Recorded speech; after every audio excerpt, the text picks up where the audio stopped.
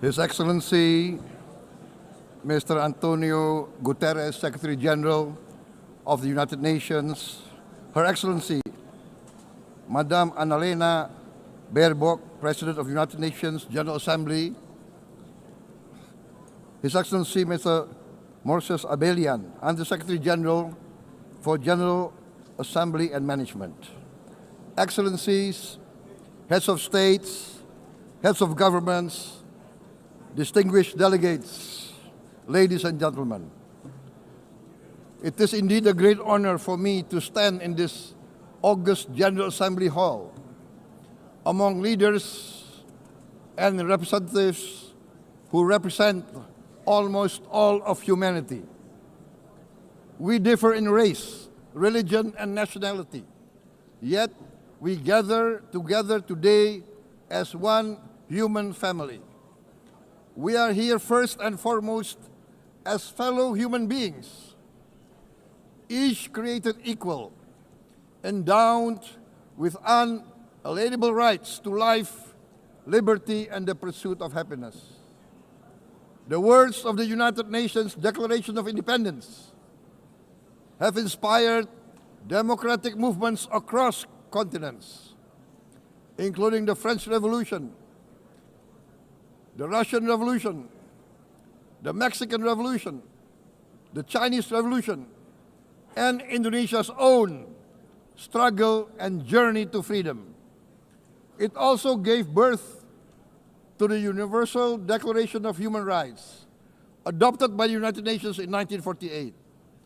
All men are created equal was the creed that opened the way to unprecedented global prosperity and dignity. And yet, in our own era of scientific and technological triumphs, an era capable of ending hunger, poverty, and environmental ruin, we also continue to face today grave dangers, challenges, and uncertainties. Human folly, fueled by fear, racism, hatred, oppression, and apartheid, threatens our common future. My country knows this pain. For centuries, Indonesians lived under colonial domination, oppression, and slavery. We were treated less than dogs in our own homeland. We Indonesians know what it means to be denied justice and what it means to live in apartheid, to live in poverty, and to be denied equal opportunity. We also knew what solidarity can do in our struggle for independence, in our fight to overcome hunger, disease, and poverty. The United Nations stood with Indonesia and gave us vital assistance. Decisions made here based on human solidarity by the Security Council and this Assembly gave Indonesia independence, international legitimacy, opened doors, and supported our early development through the efforts of the United Nations Children's Fund, the United Nations Food and Agriculture Organization, the FAO, the World Health Organization, and many, many other United Nations institutions. And because of that, Indonesia today stands on the cusp of shared prosperity and greater equality and dignity. Madam President, Excellencies, our world today is driven by conflict, injustice, and deepening uncertainty. Every day we witness suffering, genocide, and blatant disregard for international law and human decency. In the face of these challenges, we must not give up. As the United Nations Secretary General said, we cannot give up. We cannot surrender our hopes or our ideals. We must draw closer, not drift apart. Together we must strive to achieve our hopes, our dreams. The United Nations was born from the ashes of the Second World War that claimed scores of millions of lives. It was created to secure peace, security, justice, and freedom for all. We remain committed to internationalism, to multilateralism, and to every effort that strengthens this great institution. Today, Indonesia is nearer than ever before to meeting the sustainable development goals of ending extreme poverty and hunger. Because years ago, this very chamber chose to listen and uphold social and economic justice. We will never forget. And today, we must never be silent while Palestinians are denied that same justice and legitimacy in this very hall. Excellencies, Thucydides warned, the strong do what they can, the weak suffer what they must. We must reject this doctrine. The United Nations exist to reject this doctrine. We must stand for all, the strong and the weak. Might cannot be right. Right must be right. Indonesia today is one of the largest contributors to United Peacekeeping Forces. We believe in the United Nations. We will continue to serve where peace needs guardians, not with just words, but with boots on the ground. If and when the United Nations Security Council and this great assembly decide Indonesia is prepared to deploy 20,000 or even more of our sons and daughters to help secure peace in Gaza or elsewhere, in Ukraine, in Sudan, in Libya, everywhere when the peace needs to be enforced, peace needs to be guarded, we are ready. We will take our share of the burden, not only with our sons and daughters, we are also willing to contribute financially to support the great mission to achieve peace by the United Nations. Madam President, Excellencies, I propose to this Assembly a message of hope and optimism, grounded in action and execution. Today, we heard the speech of Madam President, the President of the United Nations General Assembly. Yes, it is true what she said.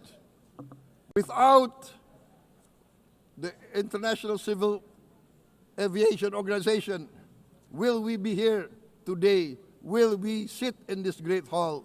Without the United Nations, we cannot be safe. No country can feel secure.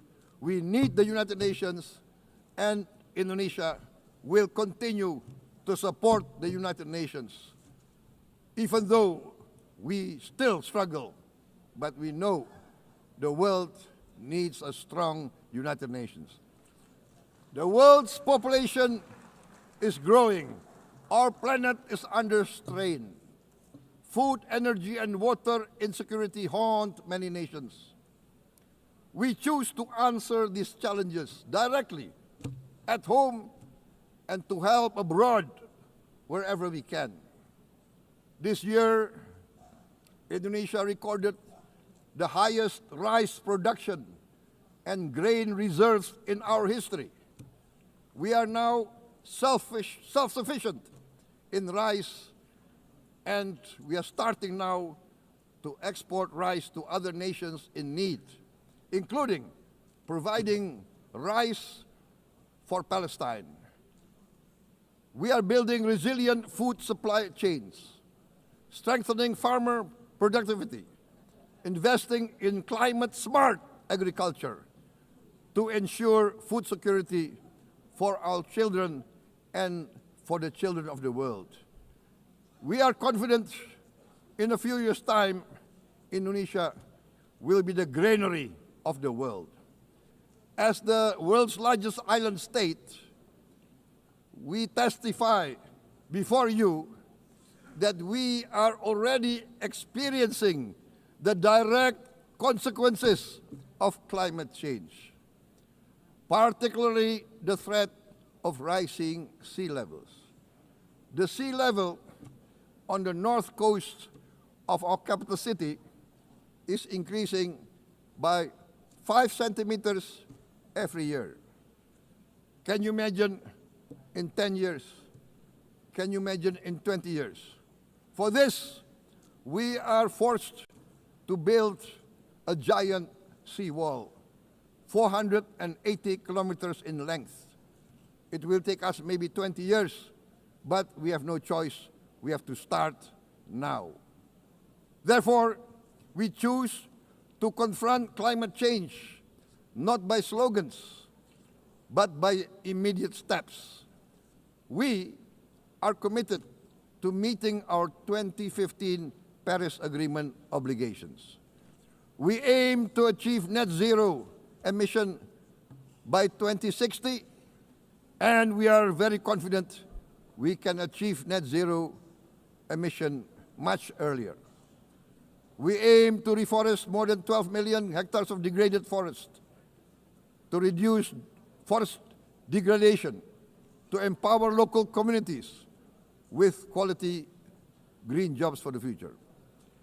Indonesia is shifting decisively from fossil fuel-based development towards renewable-based development. From next year, most of our additional power generation capacity will come from renewables. Our goal is clear: to lift all of our citizens out of poverty and make Indonesia a hub for solutions to food, energy, and water security. Madam President, Excellencies, we live in a time when hatred and violence can seem to be the loudest voices. But beneath this loud noise lies a quieter truth, that every person longs to be safe, to be respected, to be loved, and to leave a better world to their children. Our children are watching. They are learning leadership, not from textbook, but from our choices. Today, still, a catastrophic situation in Gaza is unfolding before our eyes. At this very moment, the innocent are crying for help, are crying to be saved. Who will save them? Who will save the innocent? Who will save the old and women? Millions are facing danger at this very moment. As we sit here, they are facing trauma. They are facing irreparable damage to their bodies. They are dying of starvation. Can we remain silent? Will there be no answer to their screams? Will we teach them that the human family can rise to the challenge? Madam President, we must act now. Many speakers have said that. We must stand for a multilateral order where peace, prosperity, and progress are not the privilege of a few, but the right of all. With a strong United Nations, we can build a world where the weak do not suffer what they must, but live the justice that they deserve. Let us continue humanity's great journey of ideals, the selfless aspirations that created the United Nations. Let us use science to uplift, not use science to destroy. Let rising nations help others to lift themselves.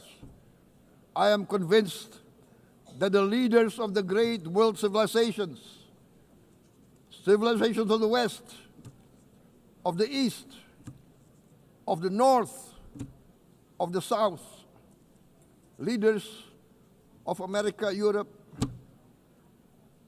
of India, China, the Islamic world, the whole world, I am convinced they will rise to their role demanded by history.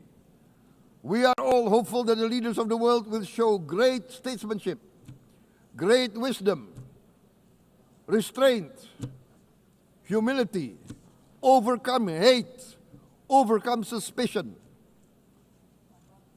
Madam President, distinguished delegates, we are greatly heartened by the events of the last few days, where significant leading countries of the world have chosen to side with history, to choose the right side of history, the path of the moral high ground, the path of rectitude, the path of justice, the path of humanity, to shun hatred, to overcome suspicion, and to avoid the use of violence.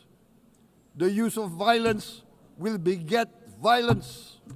No one country can bully the whole community of the human family.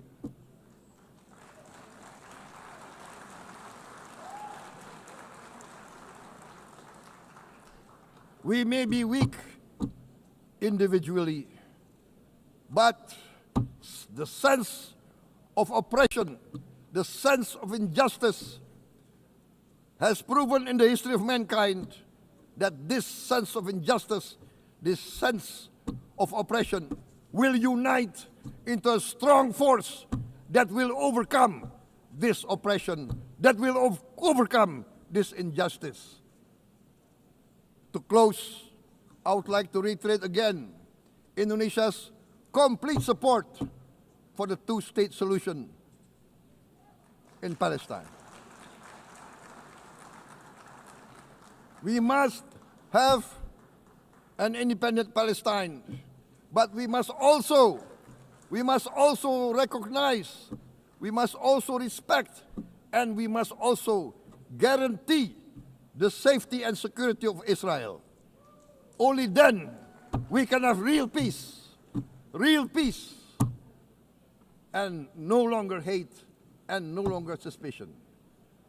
The only solution is this two-state solution.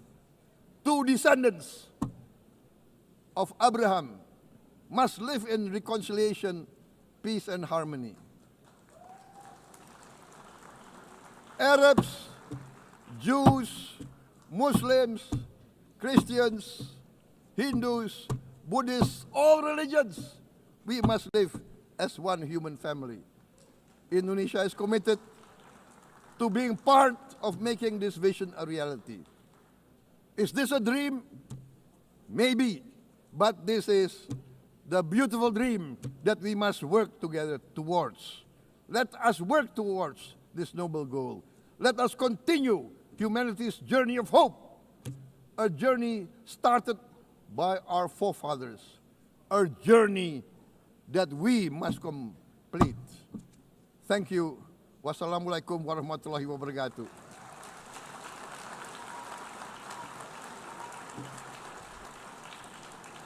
Shalom. Om Santi, Santi, Santi Om. Namo Buddhaya. Thank you very much. May God bless us all. May peace be upon us. Thank you very much. Thank you. On behalf of the Assembly, I wish to thank the President of the Republic of Indonesia,